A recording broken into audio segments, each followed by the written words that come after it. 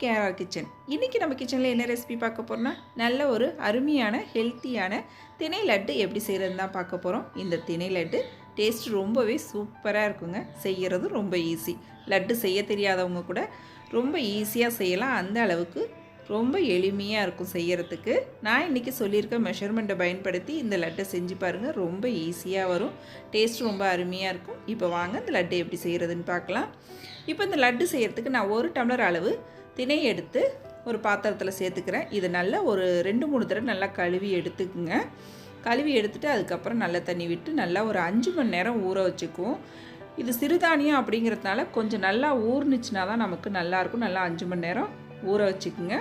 இப்போ பாருங்கள், நல்லா ஊறி வந்துடுச்சு அரிசி.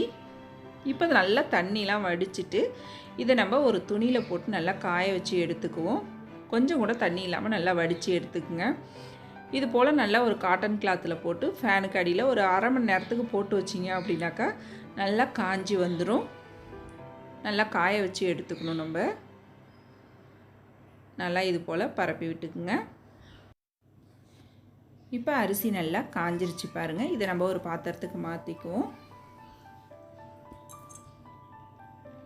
இப்போ இந்த அரிசியை நம்ம ஒரு கடாயில் சேர்த்து நல்லா வறுத்து எடுத்துக்குவோம்.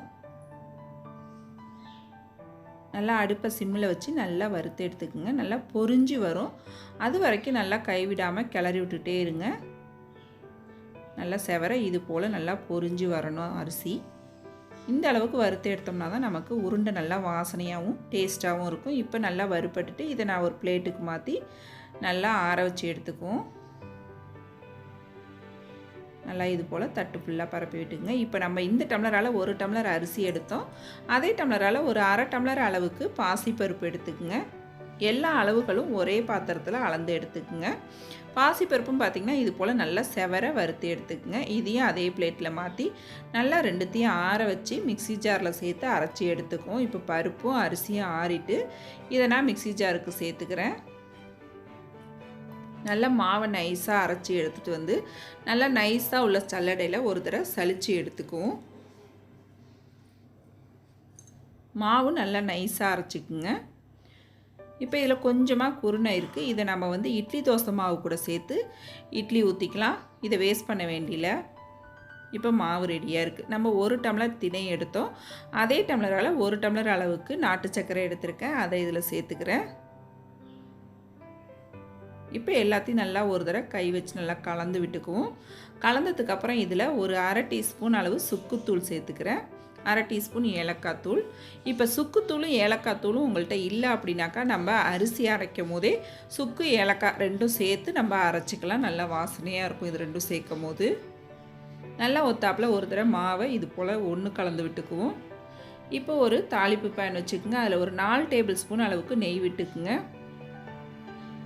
இன்றைக்கி நான் எடுத்திருக்க அளவுக்கு 4 டேபிள் ஸ்பூன் கரெக்டாக இருந்துச்சு நெய். அப்படி உங்களுக்கு பத்தலைன்னா நீங்கள் இன்னும் கொஞ்சம் கூட நெய் சேர்த்துக்கலாம். இப்போ நெய் நல்லா உருகிடுச்சு. இதில் நான் ஒரு 10 முந்திரி பருப்பு சின்ன சின்னதாக உடச்சி வச்சுருக்கேன். அதை சேர்த்து நல்லா பொன்னிறமாக வறுத்து எடுத்துக்குவோம். அடுப்பை சிம்மில் வச்சு நல்லா பொரித்து எடுத்துக்குங்க.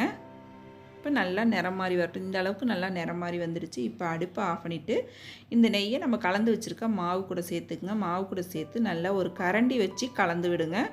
சூடாக இருக்கும், அதனால் கரண்டி வச்சு கலந்து விட்டுக்குங்க ஃபஸ்ட்டு. அதுக்கப்புறம் இந்த மாவு நல்லா நம்ம கை பொறுக்கிற பதத்துக்கு வந்ததுக்கப்புறம் நம்ம உருண்டை பிடிக்க ஆரம்பிக்கும். கொஞ்சம் நம்ம உருண்டை பிடிக்கிறப்ப லைட்டாக கை பொறுக்கிற அளவு சூடு இருக்கிற மாதிரி பார்த்துக்குங்க. அப்போ தான் நமக்கு உருண்டை பிடிக்கிறதுக்கு வரும். நல்லா எந்த அளவுக்கு உங்களுக்கு உருண்டை தேவையோ அந்த அளவுக்கு உருண்டை பிடிச்சி எடுத்துக்குங்க. நல்லா இது போல் அழுத்தி உருட்டணும். இது போல் எல்லா உருண்டையும் நம்ம ரெடி பண்ணி எடுத்துக்குவோம். நெய்க்கு பதிலாக பால் கூட ஊற்றி செய்வாங்க, அந்த உருண்டை பிடிப்பாங்க. ஆனால் நம்ம பால் ஊற்றி பிடிச்சோம் அப்படின்னாக்கா 1 நாள் இல்லை 2 நாள் தான் வச்சு சாப்பிட முடியும். ஆனால் இது போல் நெய் விட்டு நம்ம பிடிக்கும் போது பார்த்திங்கன்னா ஒரு 10லேருந்து 15 நாள் வரைக்கும் நம்ம வச்சுருந்து யூஸ் பண்ணலாம். கொஞ்சம் கூட கெட்டு போகாது. ரொம்ப அருமையாக இருக்கும் டேஸ்ட்டும். ரொம்ப ஹெல்த்தியான இந்த திணை லட்டை நீங்களும் செஞ்சு பாருங்கள். குழந்தைங்களுக்கு செஞ்சு கொடுங்க. செஞ்சு கொடுத்துட்டு எப்படி இருக்குன்னு எனக்கு கமெண்ட் பண்ணுங்கள். என்னோட இந்த ரெசிபி பிடிச்சிருந்ததுன்னா லைக் பண்ணுங்கள், ஷேர் பண்ணுங்கள். மறக்காமல் நம்ம கேஆர் கிச்சனை சப்ஸ்கிரைப் பண்ணி வச்சுக்கோங்க. நாளைக்கு வேற ஒரு ரெசிபியோடு சந்திப்போம். தேங்க்ஸ் ஃபார் வாட்சிங்.